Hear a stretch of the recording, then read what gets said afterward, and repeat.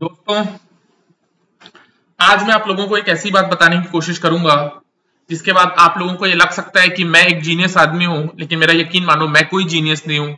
Film industry को जो लोग कंट्रोल करते हैं, स्पेशली बॉलीवुड को जो लोग कंट्रोल करते हैं, वो लोग कितने बड़े जीनियस हैं और वो लोग कितने रूथलेस और पावरफुल और ब्राइट माइंड्स हैं, इसका अंदाजा आपको आज के वीडियो से हो जाएगा। राइट, देखिए, दो चीजों के बारे में मैं बात करना चाहता हूं। सबसे पहले तो national awards in general and then 70th national awards. Right, 70th national awards के बारे में बाद में बात करूंगा। नेशनल अवार्ड के बारे में मैं सबसे पहले आप लोगों को कुछ बात बता दूं। मुझे और आपको और नॉर्मल जनता को ये लग सकता है कि नेशनल अवार्ड्स दिए जाते हैं सिनेमैटिक एक्सीलेंस को सेलिब्रेट करने के लिए। राइट, जैसे कि हॉलीवुड में ऑस्कर्स होते हैं सिनेमैटिक एक्सीलेंस को सेलिब्रेट करने के लिए वर्ल्ड वाइड, वैसे ही हिंदुस्तान में नेशनल अवार्ड्स हैं सिनेमैटिक एक्सीलेंस को सेलिब्रेट करने के लिए। और ये एक बहुत बड़ा भ्रम है, ये एक बहुत बड़ी गलतफहमी है। नेशनल अवार्ड्स का कॉन्स्टिट्यूशन सिनेमैटिक एक्सीलेंस को सेलिब्रेट करने के पर्पज से नहीं हुआ था। नेशनल अवार्ड्स का कॉन्स्टिट्यूशन हुआ था इंडियन सोसाइटी में कोहेजन फॉर्म करने के लिए, लोगों के बीच में, स्टेट्स के बीच में एक बॉन्ड क्रिएट करने के लिए। राइट, हिंदुस्तान में जो लैंग्वेज है, राइट, वो यूनिफायर के तौर पे कम काम करता है, डिवाइडर के तौर पे ज्यादा काम करता है। स्टेट्स रीऑर्गेनाइजेशन एक्ट ऑफ 1956, जिसके तहत हिंदुस्तान के स्टेट्स को लिंग्विस्टिक लाइंस पे ड्रॉ किया गया था। राइट, लैंग्वेज के बेसिस पे हिंदुस्तान के स्टेट्स को ड्रॉ आउट किया गया था, स्टेट रीऑर्गेनाइजेशन एक्ट 1956। और इसी के साथ साथ बहुत से ऐसे फैसले लिए गए सरकार द्वारा जहां पे ये मेक श्योर किया जाए कि हिंदुस्तान के जो स्टेट्स हैं, हिंदुस्तान के जो डिफरेंसेस है, because Hindustan is a very difficult country, India is a very difficult country to govern. Right, यहाँ पे लोगों के बीच में, सोसाइटी के बीच में, आम जनता, आम स्टेट्स के बीच में कोहेजन फॉर्म करने के लिए जो बहुत से कदम उठाए गए थे, उसमें से एक कदम था नेशनल अवार्ड का भी। राइट, नेशनल अवार्ड में बहुत सी ऐसी कैटेगरीज है जिसको अगर आप एनालाइज करोगे तो आपको तुरंत समझ में आ जाएगा कि उन कैटेगरीज का कोई रोल नहीं है, लेकिन फिर भी उन कैटेगरीज को वहां पे रखा गया है। Right, for example national award में कुछ कैटेगरीज हैं जहां पे रीजनल फिल्म्स को सेलिब्रेट किया जाता है, बेस्ट फीचर फिल्म का अवार्ड दिया जाता है in Bengali language, in Odia language, in Marathi language, in Assamese language, in Telugu language, in Tamil language, in Malayalam language, in Kannada language and in Manipuri language. Right, लेकिन बहुत ही conveniently best feature film in Bhojpuri language, best feature film in Haryanvi language, best feature film in Rajasthani language, best feature film in Chhattisgarhi language, best feature film in Bihari language बिल्कुल भी नहीं constitute किया गया है उस अवार्ड को, और वो अवार्ड नहीं दिया जाता। इसकी वजह क्या है? ये कोइंसिडेंस नहीं है, ये कोइंसिडेंस नहीं है। नेशनल अवार्ड्स के जब करता धरता लोग इन चीजों को एनविजन कर रहे थे कि क्या क्या कैटेगरी होगी, उन लोगों ने इस चीज को पहले ही कैलकुलेट कर लिया था कि वो स्टेट्स, राइट, जहां पे लिंग्विस्टिक चीजें एक बैरियर के तौर पे आ सकती हैं, वहां की फीचर फिल्म्स को अवार्ड दिया जाए, और वो स्टेट जहां पे वहां की लोकल लैंग्वेज उतना लिंग्विस्टिक डिफरेंस क्रिएट नहीं करती है, उनको अवार्ड ना दिया जाए। राइट, इसलिए Telugu language, Tamil language, Kannada language, Marathi language, Bengali language और उड़िया लैंग्वेज, राइट, अगर आपने देखा होगा इन स्टेट्स में इन लैंग्वेजेस को लेकर के बहुत ज्यादा प्रेस्टीज है, बहुत ज्यादा प्राइड है और बहुत ज्यादा आइडेंटिटी है, जो कि होनी भी चाहिए। और वहां पे लैंग्वेज एक मेक और ब्रेक के तौर पे काम कर सकता है। लेकिन भोजपुरी लैंग्वेज हो, चाहे बिहारी लैंग्वेज हो, चाहे राजस्थानी लैंग्वेज हो, चाहे छत्तीसगढ़ी लैंग्वेज हो, और यहाँ पे फिल्म्स बनते रहती है। राइट, फीचर फिल्म छत्तीसगढ़ में भी बनती हैं, फीचर फिल्म राजस्थान में भी बनती हैं, वहां की लोकल फिल्म इंडस्ट्रीज बनाती हैं, यूपी में बनती हैं, बिहार में बनती हैं, लेकिन उनके लिए कोई भी अवार्ड्स कॉन्स्टिट्यूट नहीं किया गया है। राइट, हरियाणा के लिए best feature film in Haryanvi का कोई अवार्ड कॉन्स्टिट्यूट नहीं किया गया है, बिकॉज उन कर्ता धर्ताओं को, इन नेशनल अवार्ड से कर्ता धर्ताओं को ऑलरेडी ये पता चल चुका था कि भाई यहाँ के लोग बगावत नहीं करेंगे। राइट, भोजपुरी बोलने वाले, भोजपुरी फिल्म इंडस्ट्री वाले, बिहारी फिल्म इंडस्ट्री वाले, छत्तीसगढ़ी फिल्म इंडस्ट्री वाले, राजस्थानी फिल्म इंडस्ट्री वाले बगावत नहीं करेंगे कि देखो हमारे लोगों के साथ गलत हो रहा है, हमारी फिल्म इंडस्ट्री को कॉर्नर किया जा रहा है, क्योंकि ये हिंदी हार्टलैंड का हिस्सा है। लेकिन best feature film in Punjabi, best feature film in Assamese, best feature film in Telugu, Tamil, Kannada, Malayalam दिया जाता है, क्योंकि उन लोगों को ऑलरेडी, कर्ता धर्ताओं को पता चल चुका था कि अगर इन स्टेट्स के फीचर फिल्म्स को अगर रिकॉग्नाइज नहीं किया जाएगा तो बाद में प्रॉब्लम्स आ सकती हैं, इस चीज को लेकर के बगावत हो सकती है, डिफरेंसेस क्रिएट हो सकते हैं कि देखो हमारी फिल्म इंडस्ट्री को, हमारे लैंग्वेज को कॉर्नर किया जा रहा है। ये चीजें ऑलरेडी अवार्ड्स के कर्ता धर्ताओं ने एनविजन कर ली थी, एंड इसलिए एकदम सिस्टमैटिक वे में कुछ लैंग्वेजेस के लिए best feature films in the regional languages का अवार्ड कॉन्स्टिट्यूट किया गया। लेकिन बहुत ही स्ट्रेटेजिकली जो है भोजपुरी लैंग्वेज है या बिहारी लैंग्वेज है या राजस्थानी लैंग्वेज है या छत्तीसगढ़ी लैंग्वेज है, जहां पे लोकल फीचर फिल्म्स बनती हैं, उनको साइडलाइन किया गया। एट द सेम टाइम आप नोटिस करना, नेशनल अवार्ड जब भी बढ़ते हैं कभी भी ऐसा नहीं होता कि बेस्ट एक्टर की कैटेगरी में, बेस्ट एक्ट्रेस की कैटेगरी में, बेस्ट म्यूजिक डायरेक्टर की कैटेगरी में, बेस्ट कोरियोग्राफर की कैटेगरी में किसी एक फिल्म इंडस्ट्री के किसी एक बंदे को लगातार 3 बार 4 बार अवार्ड मिले। इवन तो कई बार ऐसा भी होता है वो लोग डिजर्व करते हैं, लेकिन उसके बावजूद उन लोग को नहीं दिया जाता, just to send out a message कि हम हर फिल्म इंडस्ट्री को रिकॉग्नाइज कर रहे हैं। कई बार एक इंफीरियर परफॉर्मेंस को अवार्ड दे दिया जाता है, एक सुपीरियर परफॉर्मेंस को अवार्ड नहीं दिया जाता, just because of the fact कि उसकी फिल्म इंडस्ट्री का किसी इंसान ने पिछले साल अवार्ड जीता था, मे बी 2 साल कंसिस्टेंटली हिंदी फिल्म इंडस्ट्री किसी इंसान ने एक अवार्ड जीता था, फॉर एग्जांपल से इन कोरियोग्राफी, राइट। तो तीसरा साल वो ना हो, अगर 3 साल कंसिस्टेंटली बन गया है तो ये चीज गिवन है कि चौथे साल हिंदी फिल्म इंडस्ट्री के किसी कोरियोग्राफर को अवार्ड नहीं दिया जाएगा। डज नॉट मैटर कि उसने कोरियोग्राफी अच्छी की थी या बुरी की थी, मेक श्योर किया जाएगा कि किसी और फिल्म इंडस्ट्री के कोरियोग्राफर को अवार्ड दिया जाए, just to send out a message कि हम लोग इंक्लूसिव है, राइट। फॉर एग्जाम्पल आप ले लो, जैसे मैं कोरियोग्राफी की बात कर रहा हूं, 2011 में नेशनल अवार्ड मिला था for best choreography for the film जिंदगी ना मिलेगी दोबारा सेनोरिटा गाने के लिए बॉस्को सीजर को। 2012 में हिंदी फिल्म इंडस्ट्री के किसी इंसान को बेस्ट कोरियोग्राफी का अवार्ड नहीं मिला था। 2013 में मिला था गणेश आचार्य को फॉर मस्तों का झुंड फ्रॉम द फिल्म भाग मिल्खा भाग। 2014 में हैदर के गाने बिस्मिल के लिए मिला था जो कि हिंदी फिल्म इंडस्ट्री का है। 2015 में दीवानी मस्तानी रेमो डिसूजा। 2016 में हिंदी फिल्म इंडस्ट्री के किसी इंसान को नहीं मिला था। 2017 में गणेश आचार्य को मिला था फॉर गोरी तू लठमार। 2018 में पृथ्वी महेश को मिला था फॉर घूमर, राइट। 2016 में राजू सुंदराम नाम के एक आदमी को कोरियोग्राफर का अवार्ड मिला था फॉर बेस्ट कोरियोग्राफी, और जिस गाने के लिए उनको उस कोरियोग्राफी का अवार्ड मिला था उससे ज्यादा सुपीरियर गाना था।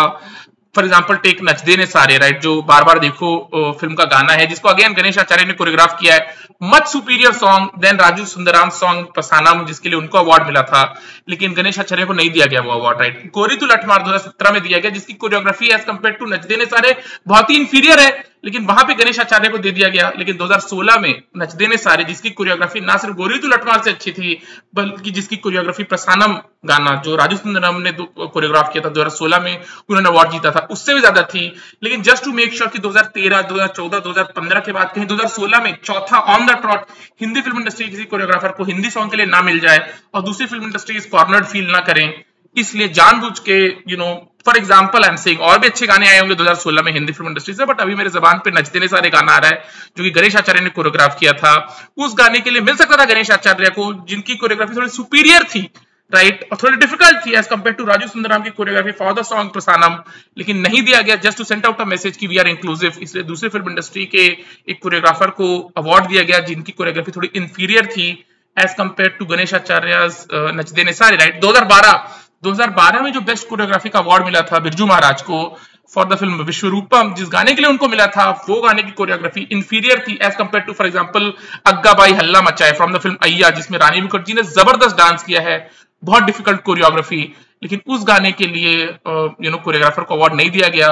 दूसरे फिल्म इंडस्ट्री के दूसरे गाने के लिए बिरजू महाराज को कोरियोग्राफी का अवार्ड दिया गया, जस्ट टू मेक श्योर कि कहीं ऐसा ना हो जाए 2011 के बाद फिर से 2012 में हिंदी गाने के लिए अग्गा बाई के लिए हिंदी कोरियोग्राफर को मिल जाए। बिकॉज आप देखो 2013, 2014, 2015 में तो हिंदी गानों के लिए मिला था कोरियोग्राफर्स को अवार्ड, 2016 में फिर से ब्रेक लगाया गया, फिर से 2017, 2018 में हिंदी कोरियोग्राफर्स को मिला, फिर से 2019, 2020 में ब्रेक लगाया गया। आई एम नॉट सेइंग कि साउथ की फिल्म्स में वहां की फिल्मों में अच्छी कोरियोग्राफी नहीं होती, आई एम सेइंग अच्छी कोरियोग्राफी बिल्कुल होती है, but to send out a message कि कहीं ऐसा ना हो 4 बार लगातार किसी पर्टिकुलर फिल्म इंडस्ट्री के कोरियोग्राफ्ड सॉन्ग को मिले और दूसरी फिल्म इंडस्ट्री कॉर्नर फील करें, इसलिए इंफीरियर गाने को 2016 में बेस्ट कोरियोग्राफी का अवार्ड दे दिया गया एज कंपेयर टू नच देने सारे, जिसकी कोरियोग्राफी राजू सुंदराम के गाने प्रसानम से ज्यादा बेटर थी।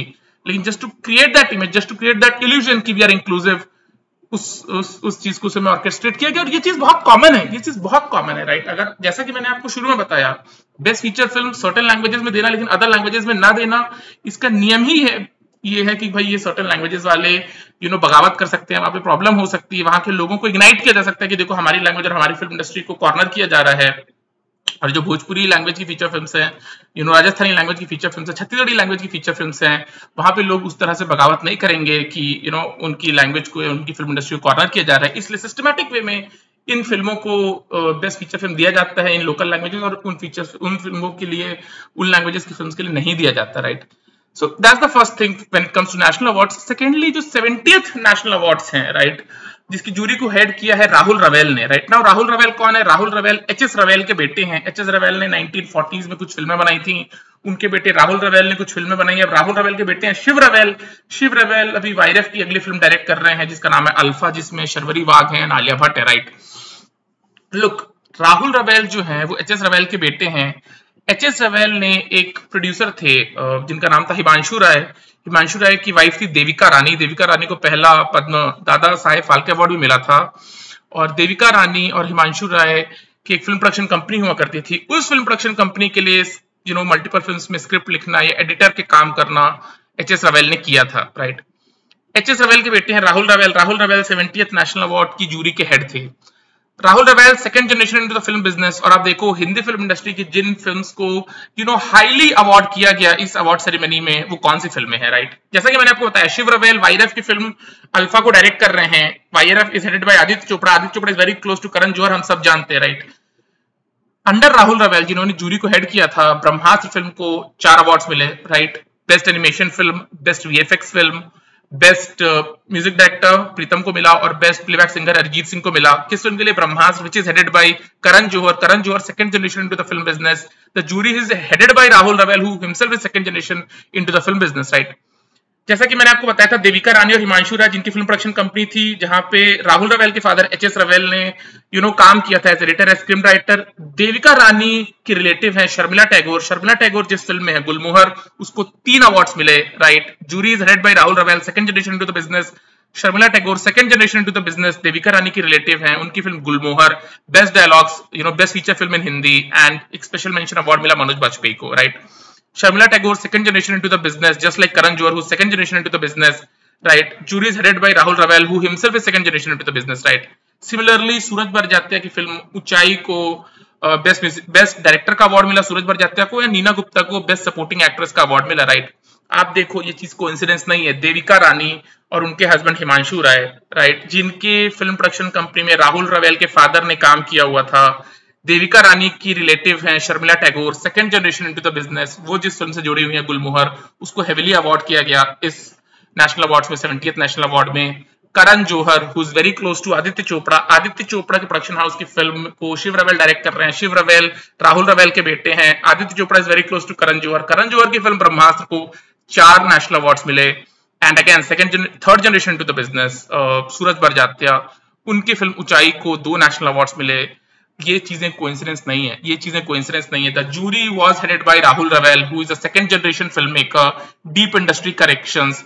Second generation film maker Karan Johar की फिल्म को 4 नेशनल अवार्ड्स मिले। Second generation actress Sharmila Tagore जो कि देविका रानी की रिलेटिव हैं, उनकी फिल्म को 3 नेशनल अवार्ड्स मिले। Third generation into the business Suraj Barjatya, उनकी फिल्म को 2 नेशनल अवार्ड्स मिले। और ये जूरी हेड की गई थी राहुल रवेल द्वारा who himself is second generation into the business, right. ये कोई कोइंसिडेंस नहीं है कि एक सेकेंड जनरेशन बंदा, राइट, फिल्म इंडस्ट्री का जो जूरी को हेड कर रहा है, उसने उसके अंतर्गत कुछ ऐसी फिल्म्स को अवार्ड मिला जिनके हॉन्कोज खुद सेकेंड जनरेशन थर्ड जनरेशन है, राइट। गुलमोहर जैसा कि मैंने कहा, राइट, शर्मिला टैगोर की फिल्म थी। शर्मिला टैगोर उस फिल्म की लीड एक्ट्रेस थी।